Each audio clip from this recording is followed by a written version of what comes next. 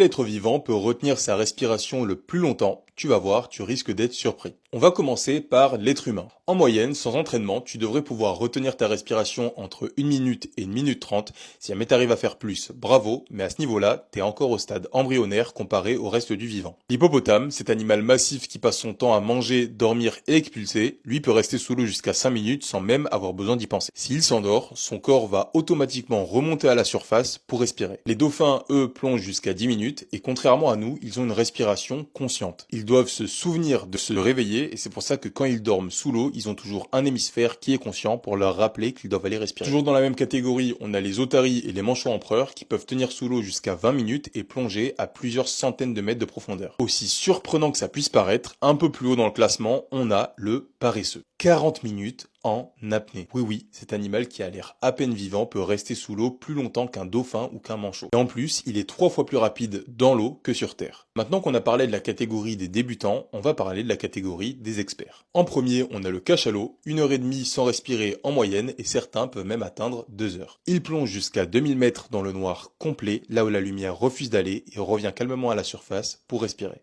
Mais même lui se fait dépasser par notre championne, la baleine de Cuvier. C'est un mammifère assez rare à observer, mais qu'on a pu enregistrer en train de retenir sa respiration pendant 3 heures et 40 minutes. Ces baleines peuvent aller dans les profondeurs de l'océan, jusqu'à 3000 mètres, ce qui est énorme. En bonus, on a les tortues marines qui peuvent rester sous l'eau jusqu'à 7 heures, mais qui pour ça ralentissent énormément leur métabolisme et utilisent une respiration cloacale, autrement dit, elles absorbent l'oxygène présent dans l'eau par les fesses. Donc en gros, c'est pas vraiment de l'apnée, c'est un peu de la triche.